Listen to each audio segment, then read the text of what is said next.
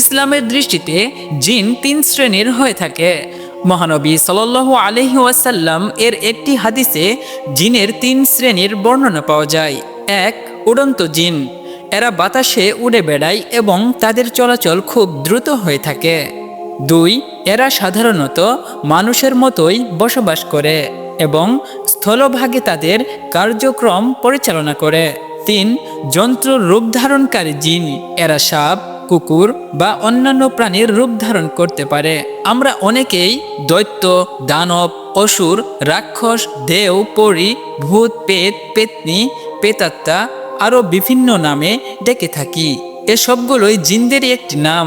আমরা জিনদের বিভিন্ন কার্যক্রমের উপর নির্ভর করে তাদের এসব নাম ডেকে থাকি। আশা করি সকলেই বুঝতে পেরেছেন।